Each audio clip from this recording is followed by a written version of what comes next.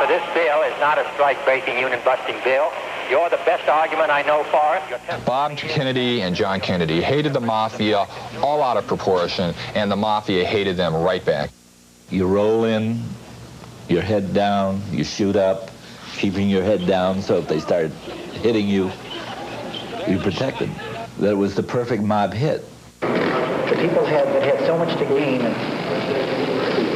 and had such an ulterior motive for putting me in a position I'm in will never let the true facts come above board to the world. Now, these people are in very high positions, Jack? Yes. This is Jack Ruby in a little-known snippet of interview saying that the American crime of the century is being covered up by a conspiracy. And in the next hour, we're going to examine evidence, some of it never before publicized, that we hope will leave you clear, at long last, about who was responsible. We believe a preponderance of the evidence indicates that the Kennedy assassination was a mafia hit.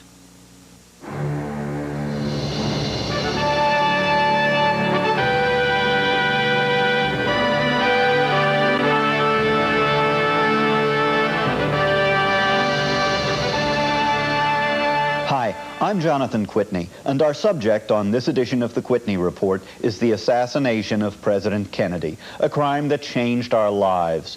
Polls show that most Americans think the killers got away, but our government, which still pursues World War II crimes, isn't pursuing this crime. The compelling evidence has been lost in confusion. Confusion reigned in Dallas on November 22, 1963, clearly shown by this montage of films and panicked radio reports. And in the 25 years since then, the confusion hasn't dimmed. Conspiracy theorists have taken aim at the Warren Commission findings from every direction. So far, none of the theorists has been able to sell the public on any single solution contrary to the official one, that Lee Harvey Oswald was a lone left-wing nut who killed Kennedy without help, and that Jack Ruby was another lone nut who killed Oswald, spontaneously and out of sympathy with the Kennedy family. So far, arguments with the Warren Commission have focused on evidence that we here, like most of you, have found hopelessly inconclusive. For example, slow-motion films and electronically enhanced sound tapes. Some people say they prove there was a second gunman, and other people say they don't. Diagrams of bullet trajectories, pictures of entry and exit wounds, test firings of Oswald's gun. Some experts say this proves Oswald fired all the shots, while other experts with just as many PhDs say the same evidence proves that Oswald couldn't possibly have fired the shots. So let's forget all this. Also set aside for the moment the matter of Kennedy's sex life and his efforts to assassinate Fidel Castro. Both matters, it now seems clear, did prompt a cover-up of certain facts after the assassination, but in solving the murder, they are red herrings. They only add to the confusion. Adding further to the confusion, many well-known conspiracy theorists have blown the word of an occasional contrary witness all out of proportion. Every trial lawyer knows that witnesses to big sudden events will honestly differ over what happened. We have satisfied ourselves that there is overwhelming evidence that Oswald did shoot both President Kennedy and Dallas police officer J.D. Tippit, and that the occasional contrary evidence is no more than exists in any big case. But that's where the Warren Commission stopped. We think it's just the beginning. Many people have been linked to the assassination by various conspiracy theorists, but we know for certain that two people did commit crimes in Dallas that weekend, Lee Oswald and Jack Ruby. If one could show a unifying link between the two, surely that link would have become the focus of the investigation. The Warren Commission pictured them as lone wolves because, for reasons we'll explain later, the FBI never told the Warren Commission the pertinent facts. But the link between Oswald and Ruby did exist, and his name was Carlos Marcello. Carlos Marcello is the boss, the capo of the mafia structure which centers in the metropolitan New Orleans area and extends into adjoining states. He was very powerful in the gambling business, but that is not to say that he wasn't in the narcotics business, too. And he was. He imported heroin, he distributed heroin.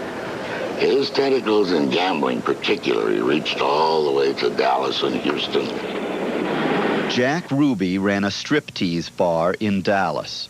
But where the Warren Commission would have you believe that's all Ruby did, FBI reports show that Ruby was an important figure in gambling, narcotics, and other rackets.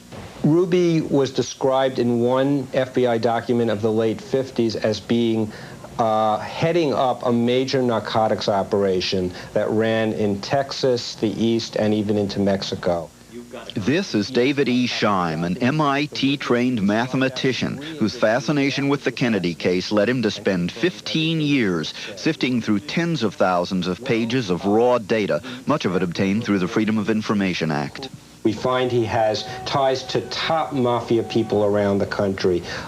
Joseph Civillo, the mafia boss of Dallas, an FBI document describes that Ruby is a frequent visitor and associate of Civillo. Just how close was Ruby tied to Civillo's boss, Carlos Marcello? This is Joseph Nellis, Washington lawyer and former counsel to the Kefauver Committee, the first big national investigation into organized crime.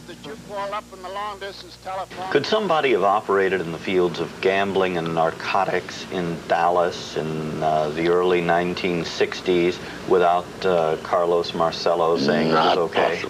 Not possible, Jonathan. Not without getting a bullet in your head. That's what would have happened to somebody? Absolutely. You had to get permission to operate, permission to kill somebody, permission to break a leg, permission to do anything. Jack Ruby visited Carlos Marcello's brother and underboss in New Orleans just months before the assassination. But Ruby wasn't under the Marcello's thumb alone. It's critical to understand that Ruby was also tied to the Chicago Mafia, which gave Jimmy Hoffa his power. Ruby was born in Chicago and entered the rackets there as a teenager. And among the things he did, according to FBI records, he ran errands for the Capone mob, was paid $1 for every sealed envelope that he was able to transport from one place to another. By 1939, Ruby was helping run a junk handlers union local. Ruby was a suspect in the murder of the local's president, but records of the police investigation have disappeared. Ruby continued at the local under its new mafia-connected boss, Paul Red Dorfman. Now you're talking about a very significant figure in the Teamsters' history. Red Dorfman was a local Chicagoan who handled all of the insurance placed by the Teamsters Pension Fund and by their other fund activities. In other words, he was collecting premiums on millions upon millions of dollars. Well, the Dorfmans were longtime associates of Mr. Hoffa.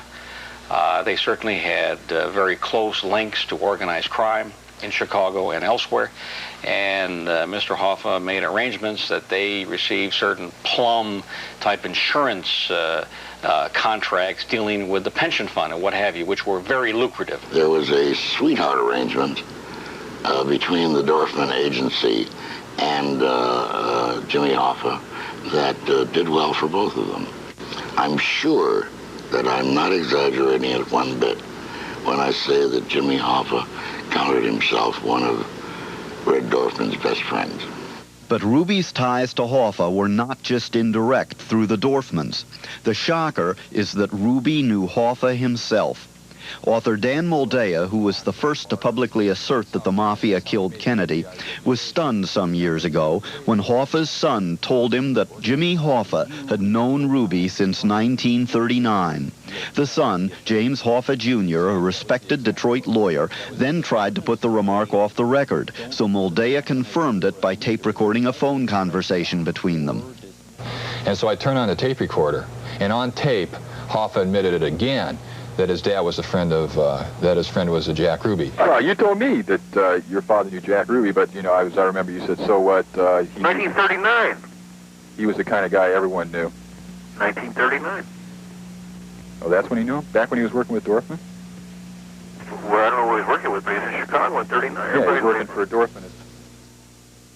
Ruby's work for the Teamsters and the Chicago Mafia continued and naturally came to the attention of the Kefauver investigation in 1950. Remember, the Warren Commission painted Ruby as just a local punk. We're not interested in local crime or in statewide crime. It had to have an interstate aspect in order for federal jurisdiction to be appropriate. And Ruby's name cropped up in a number of hijackings, some of which were minor and some of which were rather major. He was a member of a group that had ties in Detroit and in Cleveland, Ohio, and to some extent in Florida. So among the others that we grabbed in that dragnet, his name came up. And we interrogated him, as a matter of fact, very briefly to establish the interstate connection, not dreaming, of course, who he would become or what he would become. Nellis discussed other businesses Ruby was in, such as distributing items to bars and stores. I asked if that was a mob-controlled racket. Well, if Ruby had it, it was, because I'm sure, as I sit here, that he never did a thing around Chicago without approval from somebody higher up. The Chicago mob's biggest racket in the 50s and 60s was Jimmy Hoffa and the Teamsters. It would be hard to overstate the evil they represented. Hoffa controlled the union's multi-billion-dollar worker pension funds. Borrowing money from the funds and not paying it back was a big source of mob income. The amounts of the loans were in the hundreds of millions of dollars, but the tracing of the so-called kickbacks from those loans to Mr. Hoffa and his co-defendants, I would say, would be termed in the millions. I asked Joe Nellis about Hoffa's and the Dorfman's use of violence. Well, Jonathan, let me say this. Violence and enforcement were part and parcel of the operations of the Teamsters with their connections to organized crime, beginning long before the Kefauver investigation. Murder certainly was a major weapon, especially where there was a close daily tie between the local Teamsters Union and the local gangs. Senator John F. Kennedy joined the Senate's second big organized crime investigation, the McClellan Committee, in 1957. His brother Robert became chief counsel. They were revolted by the violence and corruption they saw in the nation's largest union, and the Kennedys singled out Hoffa as a target. While leaving the hearings, after these people had testified regarding this matter, did you say that SOB, I'll break his back? Who? You. Say to who? To anyone. Did you make that statement after these people testified before the committee? I never talked to either one of them after testifying. No, I'm not talking about to them. Did you make that statement here in the hearing room after the testimony was finished? Not concerning them, far as I know of. Well, who did you make it about? I don't know. I may have been discussing somebody in a figure of speech. Well, who did you make the statement? Whose back were you going to break? I don't even remember it. Well, whose back were you going to break, Mr. Hoffa? They give his speech. I don't even know who I was talking about, and I don't know what you're talking about. This was hardball against organized crime. Bob Kennedy and John Kennedy hated the Mafia all out of proportion, and the Mafia hated them right back. Did Hoffa ever become an obsession for Bobby Kennedy? I think it goes all the way, I think the answer is yes, but I think it goes all the way back to Mr. Kennedy's dealings with the McClellan Committee, when he was on the McClellan Committee, and they investigated the Teamsters and Mr. Hoffa. And I think he felt that this was a man that had violated state and federal law with impunity, and that no local prosecutor was big enough to really take on Mr. Hoffa. I might say that in connection with the investigation of the Teamsters Union, Mr. Hoffa particularly, a great deal of evidence was developed indicating violent beatings and terrorism in connection with those who had opposed the international president of the Teamsters Union. There was testimony developed eventually in connection with threats against me and against my family. Jack Ruby, meanwhile, had moved to Dallas, one of Carlos Marcello's towns. He later said he was on assignment from the Chicago Mafia, which had close and friendly relations with Marcello. He said that he was told to go down there, indicating that the underworld connections in Chicago had led him to go to Dallas, to go into the nightclub business there. The sheriff of Dallas at the time, Sheriff Guthrie, testifies that Ruby came down to Dallas with about 20 thugs and hoodlums in the city. This was at the time when the mob came down to take over the Dallas rackets. What relations did the Chicago mob have with Dallas, with Carlos Marcello in New Orleans? Excellent. Oh, now you're talking about one of the key facets of the Kefauver investigation. One of the chief focus of our investigation was to determine the interconnection with one gang and another.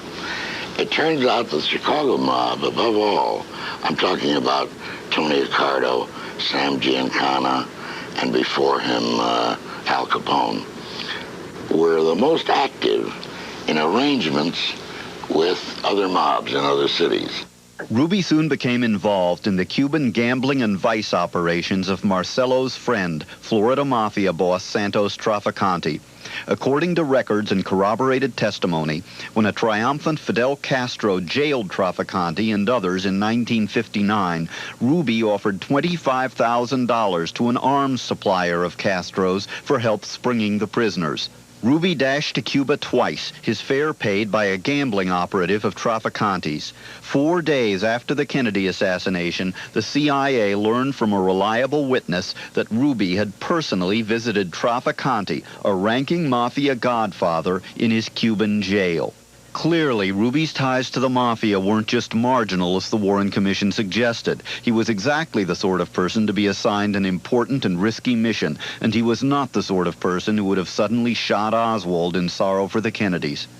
But one even more shocking fact was completely ignored by the Warren Commission. Lee Oswald, the one other person we know was plotting murder in Dallas that weekend, also was connected to the Carlos Marcello Mafia organization. Oswald's uncle, Dutz Merritt, who brought Oswald up as a father, Oswald's own father having died in infancy, worked in the Marcello organization. He was a bookmaker and, according to reports, knew Marcello personally. Oswald was quite close to this Marcello-affiliated uncle during 1963, saw him many times. Oswald was associated in various degrees with at least 6 members of the Marcello organization, with David Ferry, who worked for Marcello's lawyer, for Guy Bannister, a private investigator who did work for Marcello, and knew Oswald and knew Ferry. And Ferry was working just about on a daily basis for Carlos Marcello in the fall of '63. He was working on a criminal case that Marcello was involved in. Unquestionably, the Marcello criminal organization was well aware of the existence of Lee Harvey Oswald in New Orleans in the spring and summer of 1963. Oswald operated a highly suspicious one-man pro-Castro organization in a small office building occupied by other men who were all outspokenly anti-Castro. 2 of those men, pilot David Ferry and former FBI agent Guy Bannister, worked for Carlos Marcello, who despised Castro. Oswald had previously known Ferry as leader of an air cadet group Oswald had joined in high school. Oswald, unlike Jack Ruby, was not a career mobster. He was a kid who had already compiled a record that could be viewed as kooky, having shot himself once to avoid an unwanted transfer in the Marine Corps and slashed his wrists to avoid deportation from the Soviet Union, where he had defected. Adding now to this kooky image by handing out pro-Castro leaflets, he was the perfect actor for the role of Patsy in an occasionally used mafia murder scenario. Ron Goldstock, one of America's most successful mob prosecutors, compares it to the way New York mafia boss Joe Colombo was shot at a televised public rally a few years after the Kennedy assassination. The killing of Colombo was done in such a way that the killer himself was immediately assassinated, and the person who assassinated the killer then got away. And the killer of Colombo was not a mafia guy. He was a criminal who... That's right. He was a fringe person, somebody who they might be able to dupe into the actual killing, whether he knew what he was doing and why or not. The same thing may be true of Oswald. Further diverting investigators from the Marcello connection were Oswald's brushes with U.S. intelligence. In the Marines, as a radar operator at a base for top-secret U-2 spy flights over the Soviet Union, he worked around CIA people, which made it even more suspicious that he learned Russian and defected to the USSR. His way in and out of Russia was surprisingly well greased, suggesting possible participation in one of many U.S. spy programs of the time, described by former CIA officer Victor Marchetti. Everything suggests that he was involved in some sort of an intelligence program, probably sent over as bait in the hopes that he could either penetrate or be picked up by the KGB and doubled. But of course not really being doubled.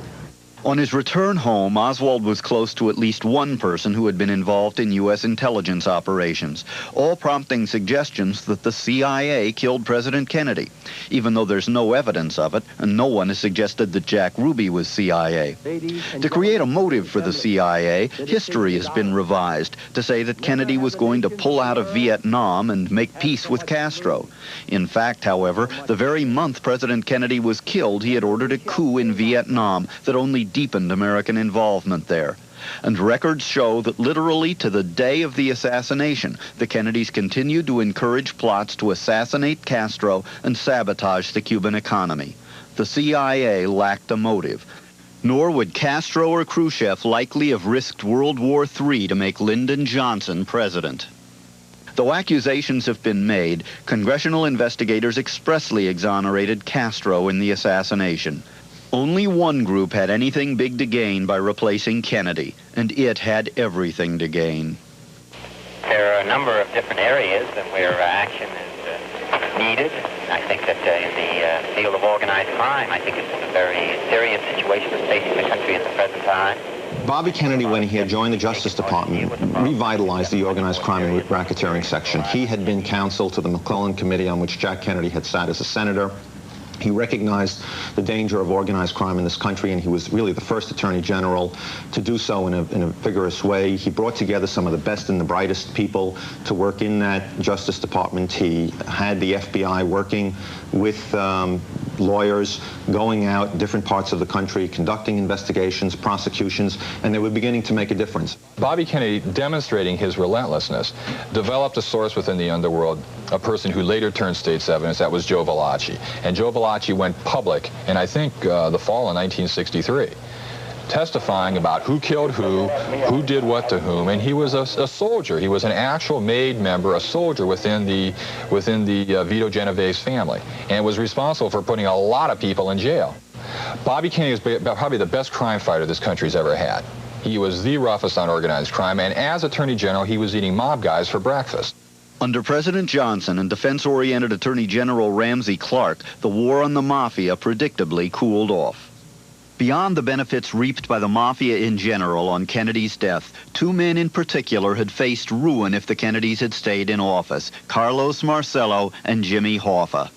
During the time of the Bay of Pigs invasion, Bobby Kennedy had authorized the literal kidnapping of Marcello off of New Orleans Street, put him on a private plane at the airport, and sent him to Guatemala. Bobby Kennedy went on record as saying, "I want to be remembered as the guy who broke the Mafia."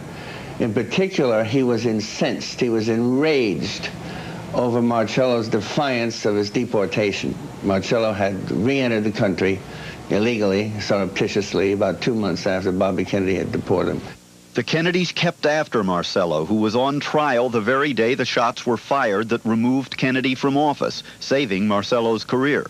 Hoffa faced the same problem. In his case, the charges ultimately cost him his career. But in 1963, ridding himself of his obsessed prosecutor may well have seemed his only way out. And he said as much to Grady Parton, a Louisiana Teamster leader who later turned government witness against Hoffa. Parton told me that that Hoffa became outraged with Bobby Kennedy. He was going to firebomb his house. He was going to hit his house with plastic explosives at Hickory Hill, Virginia, burn the house down, kill Bob Kennedy, kill Ethel Kennedy, kill the entire family. And Ed Parton said, "Listen, Jim, if you're going to kill Bob Kennedy, go ahead, kill Bob Kennedy, but don't kill his family." And Hoffa replied, "No, to hell with them. They're Kennedys. I want them all dead." Hoffa and Marcello were particularly close to each other. The inter-involvement of Hoffa and Marcello was a very close one. For one thing, when Jimmy Hoffa was on trial in Tennessee, and during one of the recesses, Jimmy Hoffa came up to the assistant district attorney, asked about his friend Carlos Marcello, and then asked the assistant district attorney to be sure to remind Carlos Marcello that he had asked for him. There are numerous actions of Ruby, Marcello, and Marcello's agents in the months before the assassination, even in the days before, that suggest their involvement in a criminal conspiracy. The record shows that Ruby made a visit to New Orleans, saw Frank Caracci, who was lieutenant to Carlos Marcello. He made a phone call to Nafia Pecora, another Marcello lieutenant convicted of a drug offense. Pecora called Ruby back. His phone records show calls to people like Barney Baker, top Teamster thug. During the weeks and months and days, and actually hours before the president's murder, Ruby received numerous telephone calls from some very interesting people. Some people who were very, very close to Jimmy Hoffa, including Murray W. Miller, the #2 man in the Teamsters Union behind Hoffa. Barney Baker, Hoffa's #1 leg breaker out of Chicago, 3 telephone calls to and from Baker. These are only part of Ruby's calls and visits, as revealed by telephone company and hotel records. He met Pete Marcello, Carlos's brother and colleague, at the New Orleans bar that served as Pete Marcello's headquarters. And the weekend of the assassination, David Ferry, Marcello's personal aide and Oswald's friend, made a highly suspicious trip to Texas and driving through a storm-swept night to Houston on what he said was a hunting trip. Instead, witnesses say, he spent almost his entire time making and receiving calls from pay booths in Houston. He lied about it to the FBI, which learned, among other things, that he had neglected to take a gun on the hunting trip. Ferry was actually arrested in connection with the Kennedy assassination the following Monday, but the charges were dropped and he died suddenly and suspiciously just as another investigation was getting underway. Ruby also spent the weekend suspiciously, viewing the assassination from atop the plaza where it occurred, following the president to the hospital, and then stalking Oswald and talking with a stripper, Karen Carlin, whose sudden need for $25 Sunday morning was the cover story for Ruby's visit to the Western Union office across from the police station where he shot Oswald, supposedly on the spur of the moment. Ruby supposedly received a telephone call from Karen Carlin at 10:19 Sunday morning. An hour before he kills Oswald. Right, in which she asked to borrow $25. And she lives down the road in Right, Fort it's not a big distance. And Ruby, the story is Ruby then left, drove down and sent the telegram, and 4 minutes later happened to saunter down to the police building and shoot Oswald. This is David Bellin, former counsel to the Warren Commission. Bellin argues that Ruby's shot at Oswald couldn't have been premeditated precisely because of the Karen Carlin alibi, that Ruby was home getting her phone call when Oswald was scheduled for transfer. The reason that Ruby had an opportunity to kill Oswald, Ruby happened to be downtown by happenstance on Sunday morning to wire some money to one of his employees. His restaurant had been closed. Ruby was in the Western Union office. The timestamp was 11:17. Oswald was killed at about 11:21. Ruby walked down a ramp leading to the basement where press people were waiting for Oswald to be transferred from the Dallas police jail to the county jail. A postal inspector by the name of Holmes decided, instead of going to church that morning, to stop in and help his friend Captain Will Fritz at the interrogation sessions of Oswald. Fritz was interrogating Oswald along with representatives of the Secret Service and the FBI. And Fritz invited Holmes into those interrogation sessions. If Holmes would have just gone on to church that morning, he would not have added a half hour or more to the interrogation of Oswald, and Oswald would have been transferred long before Ruby ever got downtown. The fact is that Ruby was not in his apartment during the time of the call. 3 journalists and a policeman saw Ruby pacing and back and forth in front of that police building from 8 o'clock that morning. A cleaning woman who called Ruby that Sunday morning got a man. She didn't recognize his voice. He had no knowledge of her or their weekly cleaning arrangement. When Karen Carlin was first questioned by the Secret Service about the assassination, as the agent reported, she was terrified. She was so terrified she could barely speak. When she finally spoke, as we see in the Secret Service report, she said she believed there was a conspiracy by Oswald, Ruby, and others to kill President Kennedy, and that if she talked, that she would be killed. A few months after the assassination, Karen Carlin was shot to death in a hotel room. There are other eyewitness accounts pointing to a conspiracy. Of course, unreliable witnesses often pop up in highly publicized cases, but these accounts all came at or before the assassination and concern Marcello. One is from Ed Becker, a Las Vegas promoter who had been seeking Marcello's help on a deal and visited the Godfather's vast Mississippi Delta hideaway. Now, I have to be honest, I knew who I was talking to. And I think because I was from Las Vegas, he was probably more free with me than he would have been if I was from Washington, D.C. And so I started to needle him about being deported. Not in a, not in a way, but in a sort of a, gee, it was sure bad, what Bobby did to you, da-da-da-da. And he picked that up, and that's what happened. He started talking about there are ways in taking care of these things, And now I'm interested, and I'm going to prompt him, What do you mean you're going to kill him, Bobby? And he says, no, you don't do that. And he says, you cut off the head, the tail dies, and that, what does that mean to me, And then a little later on, he's saying, this guy's like a rock in your shoe, You limp long enough, you're going to do something about it. Well, as I say, we're drinking, listening to the music, and having a very good time. And then I realized he's very serious. I mean, he's not kidding with me. I've really upset him by even asking these questions, and this is rattling around in his head, and this is the kind of stuff he's giving me.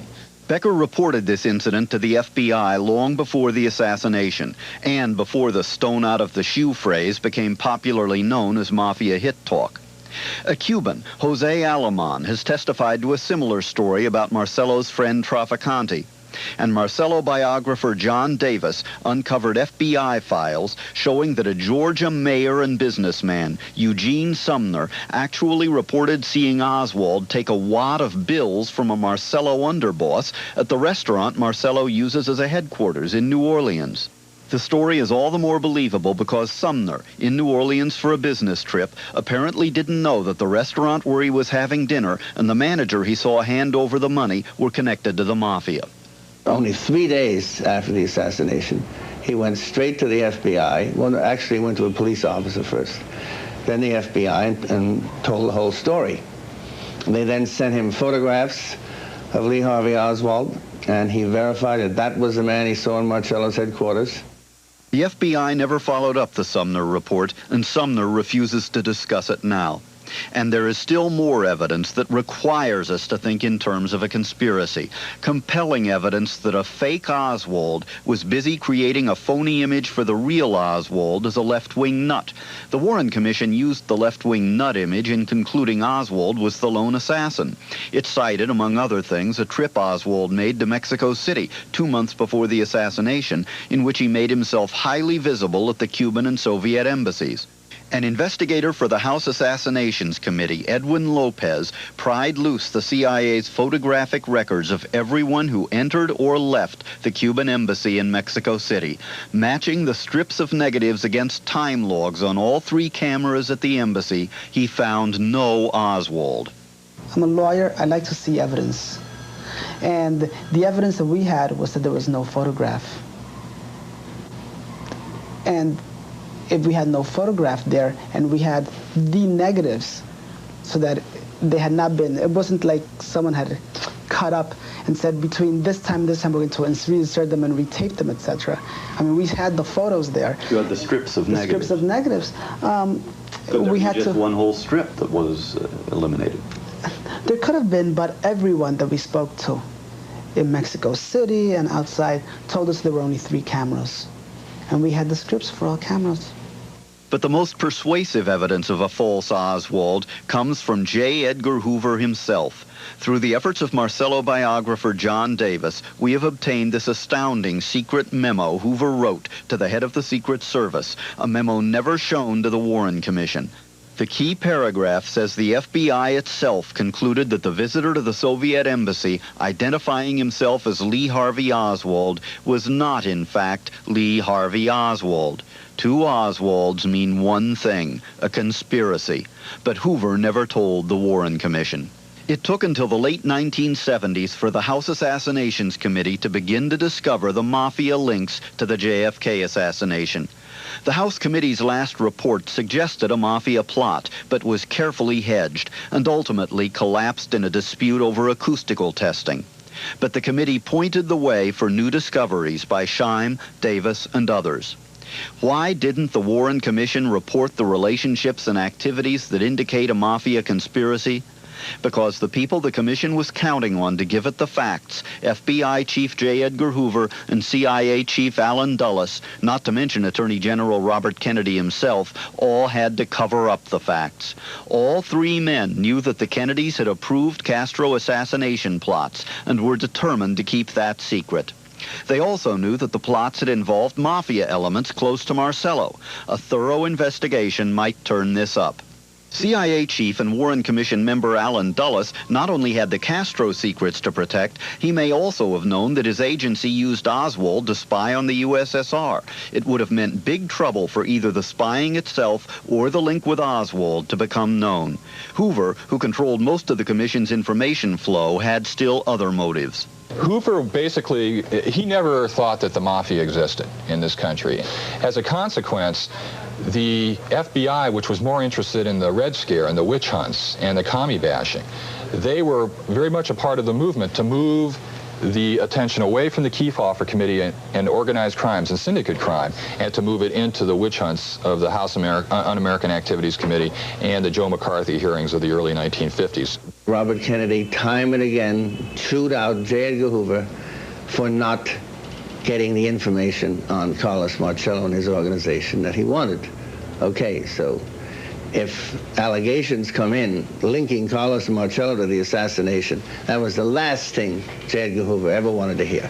If it could have been shown that Carlos Marcello or members of his organization were involved in the assassination, it would have totally destroyed his reputation.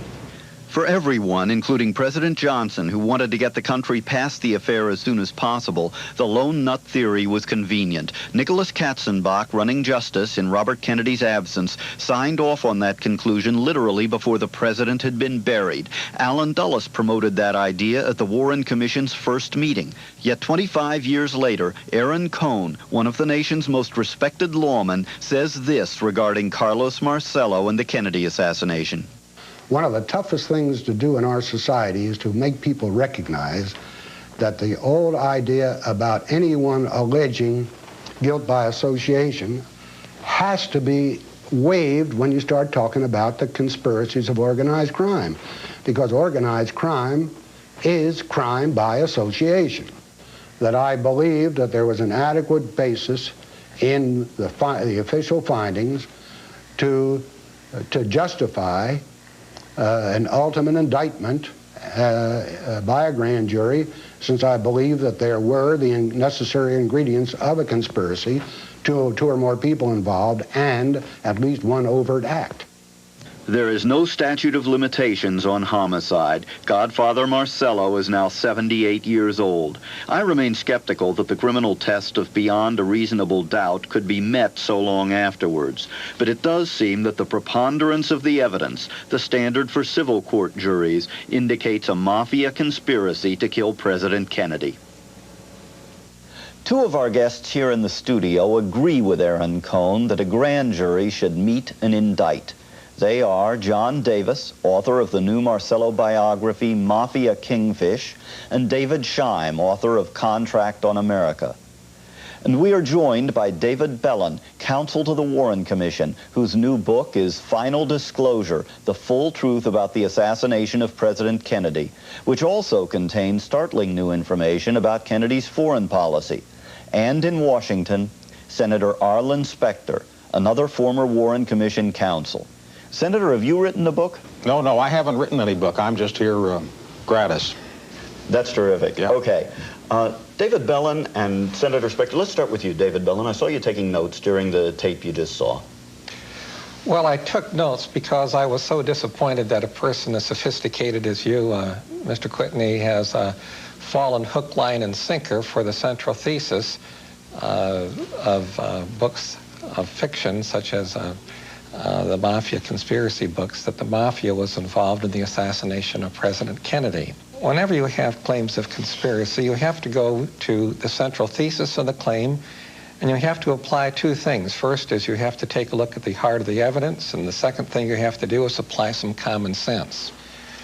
Now, the practical claims that the Mafia conspiracists make are that Jack Ruby was conspiratorially involved because Jack Ruby killed Oswald, and he was therefore some kind of a hitman from the Mafia. You first start with a question of common sense. Mafia hitmen do not go ahead and kill their targets when they're surrounded by the police, when they're sure to be apprehended and incarcerated in a jail and face life imprisonment or possible death. What about the Joe Colombo case? Apart from that practical situation, you have the happenstance of Jack Ruby being downtown in Dallas at the time that he shot Lee Harvey Oswald. There is another reason that Ruby was not conspiratorially involved, and this is something that Senator Specter may want to comment on, but against the advice of Ruby's own attorneys, Ruby demanded that he take a lie detector test, a so-called lie detector test, a polygraph examination, and in fact did take that examination. And in fact, according to the expert who was questioning Jack Ruby, Ruby truthfully answered all questions concerning the assassination and the possibilities of conspiracy, including questions that were asked, was he conspiratorially involved? No. Why did he shoot Lee Harvey Oswald? To save Mrs. Kennedy the ordeal of coming back to Dallas to have to testify in a trial. And the very fact that Ruby would ask to take a polygraph exam is independent evidence of his innocence of conspiracy. Another practical aspect, which has never been discussed in Mr. Scheim's book or by the House Assassination Committee, was that Rabbi Hillel Silverman, who was Ruby's rabbi, who intimately knew Ruby, visited with him in his cell in Dallas several times a week until the time in the following July when Rabbi Silverman left Dallas to accept another pulpit. Rabbi Silverman was absolutely convinced of the innocence of Ruby so far as any conspiracy is concerned. Now, it is true that there are some witnesses, as you indicated in the earlier film introduction to this discussion, which, to be candid, I thought was really not fairly presented because it just presented one side of the story without the other. But it is true. But you're here, and that's, we're glad of it. Well, I trust that Senator Specter and I will therefore have the primary amount of time in this oral discussion.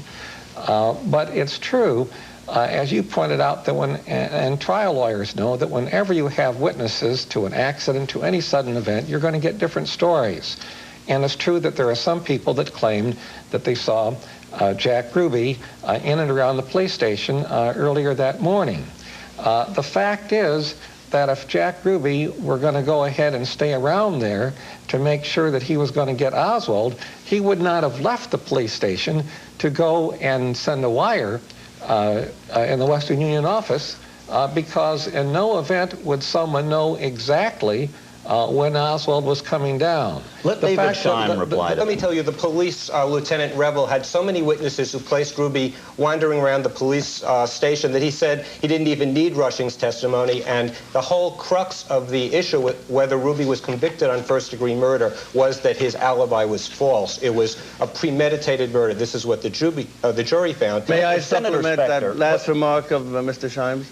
Briefly, but then I want Senator Specter to speak up. The police officer in charge of basement security, Patrick Dean, was so close to the Marcello organization that when Marcello's deputy in Dallas came back from the Appalachian Crime Conclave, the first thing he did was to have dinner with Patrick Dean, with Sergeant Patrick Dean. So you're suggesting a man like Dean might have been willing to fall for Ruby. Senator Specter, what do you remember of Ruby's testimony, and what do you make of whether he could have been downtown on Sunday morning waiting to shoot Oswald?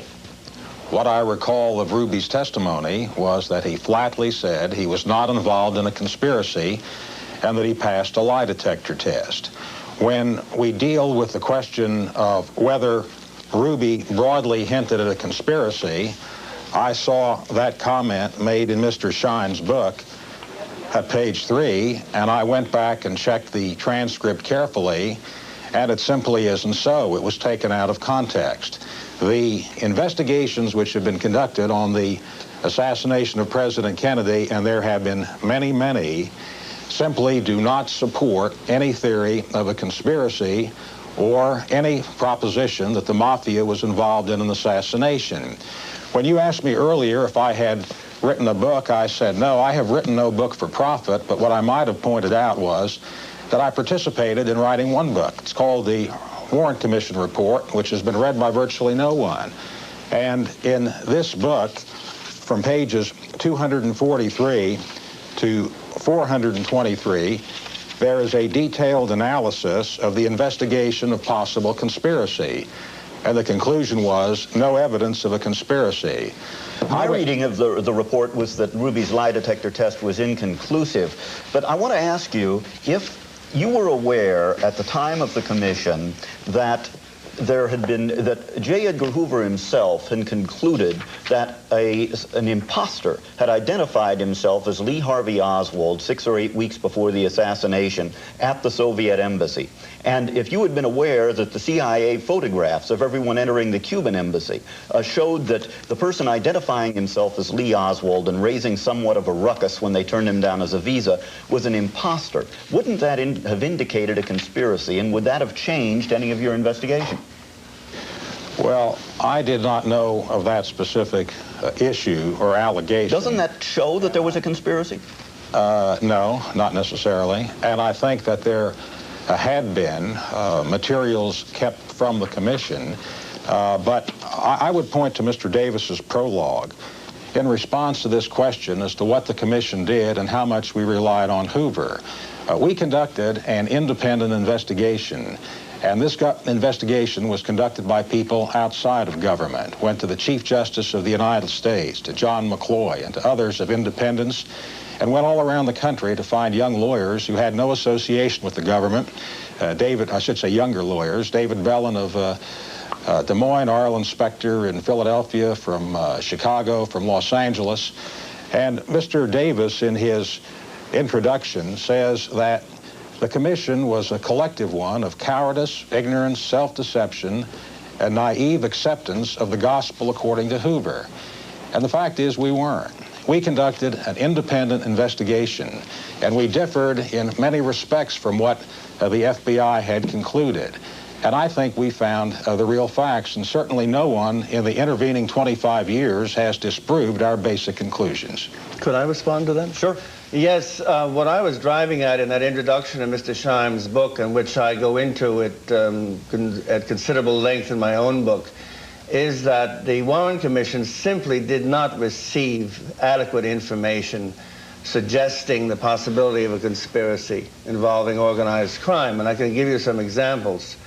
We have already mentioned that David Ferry, an associate of Oswald and also of Carlos Marcello, was arrested 2 days after the assassination. The FBI conducted a very thorough investigation of David Ferry, and they found very, very many suspicious things about him. The information on Ferry and the reports, the FBI reports on Ferry, never even arrived at the Warren Commission. You didn't even see them. I also uncovered documents suggesting the possible involvement of the Marcello organization in the assassination, which never, these came into the FBI, these allegations came into the FBI about 3 or 4 days after the assassination. They never got to the Warren Commission.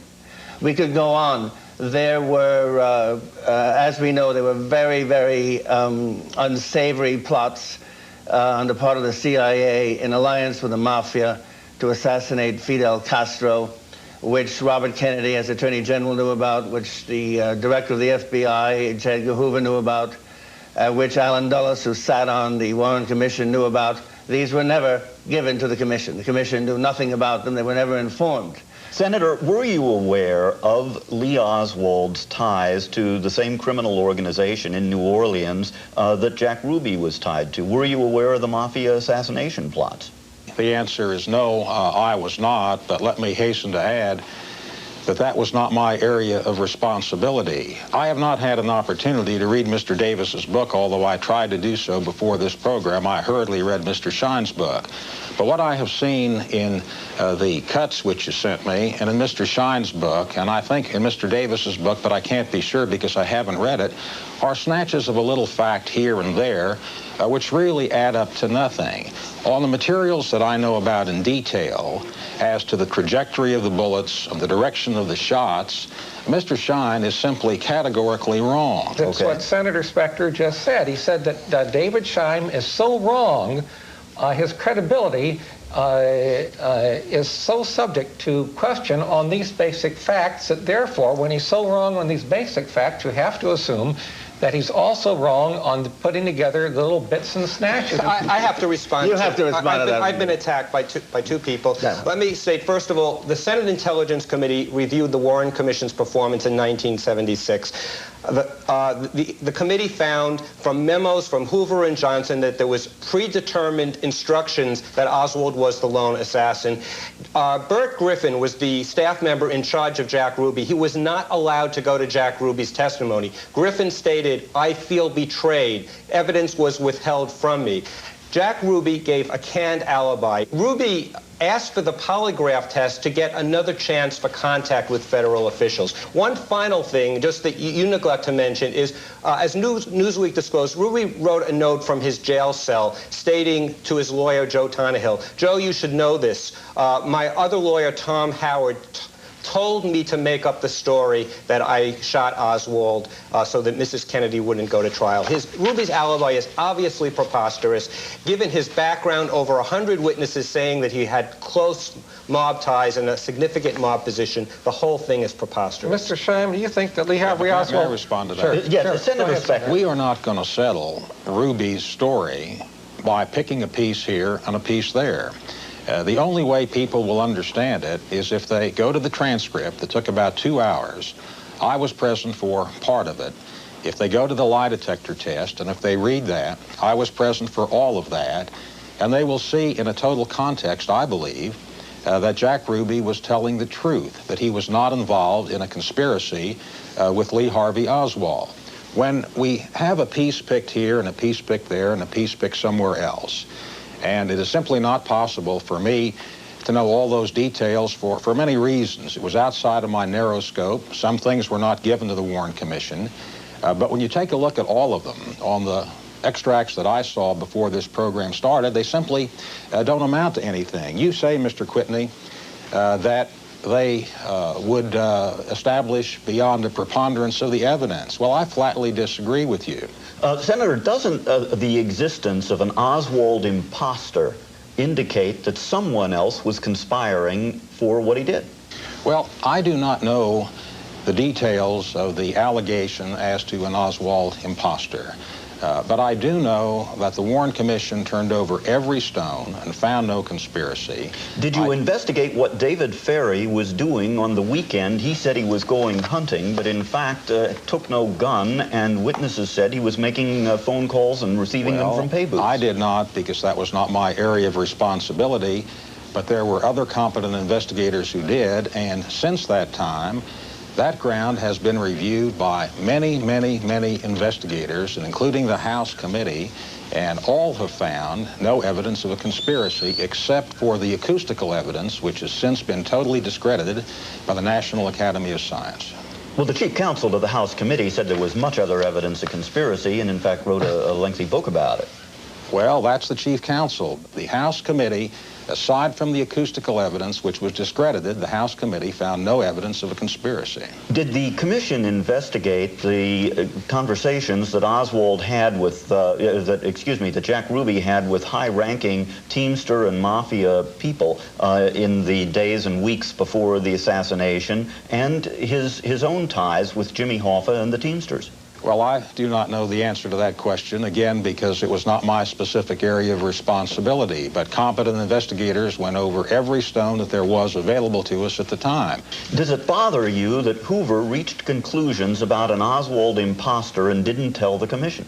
Yes, it does bother me if that, in fact, happened. As I sit here, I do not know if that happened, but we were concerned about what Mr. Hoover was doing. We were concerned about what the CIA was doing. And I believe that even though we did not get the information we should have in some particulars, that we found the correct conclusions. Senator Specter, there are FBI reports of the investigation of David Ferry, which J. Edgar Hoover withheld from you and your fellow commissioners and staff members of the Warren Commission. One report indicated that David Ferry, a friend of Lee Harvey Oswald, met with the boss of the Louisiana Mafia the 2 weekends preceding the assassination. Since the boss of the Louisiana Mafia was a sworn enemy of the Kennedys, since Robert Kennedy had sworn to destroy his power, it should have been significant that a friend of Oswald was meeting with an associate of this Mafia boss. It was so significant, I believe, that J. Edgar Hoover did not want you to see it, and he withheld it. I have the document. It was never sent to the Warren Commission. It is not among the Commission documents in the archives. It was withheld. Well, Mr. Davis, wasn't that made available to the House Committee? It was, and it made the House Committee very suspicious. Well, as a matter of fact, the House Committee... That's the point. It may have made the House Committee very suspicious, but the House Committee did not conclude that the Mafia was involved in a conspiracy to kill President Kennedy. It listed that as it came very close to it. One thing that Arlen Specter said. I came to the Warren Commission as an independent young lawyer from Des Moines, Iowa, beholden to no one. In trials, I had always advocated one side or another, but here I was in Washington advocating nothing but the truth. And like Arlen and the other members of the staff, leaving no stone unturned to find the truth. And if you can put yourselves in our shoes, sure, we had preliminary reports of the FBI, and there were literally hundreds of FBI interviews, and I might add, by the way, many FBI reports were inaccurate. If you want to go ahead and build a case on a sheaf of inaccurate FBI reports, there are literally hundreds of them. The FBI just sometimes is not accurate when it records information. The Senate Intelligence Committee found that the FBI and CIA lied to the Warren Commission. The House Select Committee, regardless of what Mr. Specter infers their motives, concluded the murder of President Kennedy was probably a conspiracy, that the Mafia had the motive, means, and opportunity to kill him. Let me quote exactly what that House Committee basically said, because I can tell you... Before you read from your book, Final Disclosure, let me note that you express outrage in your own book at Alan Dulles, a member of the Warren Commission, not disclosing the Mafia assassination plots that he was aware of. You mean against Castro, but by that you mean the CIA assassination plots, and I also disclose in my book that I was the one that basically uncovered that and brought it to the attention of the Rockefeller Commission. And just as I left no stone unturned in my work with the Warren Commission, I left no stone unturned in my work with the Rockefeller Commission investigating the CIA. Why were those plots withheld from the Warren Commission? There is no excuse by the Attorney General, by the ex-head of the CIA, and by the head of the FBI. Why were they withheld from you? They must have been relevant. You have just heard a lot of information.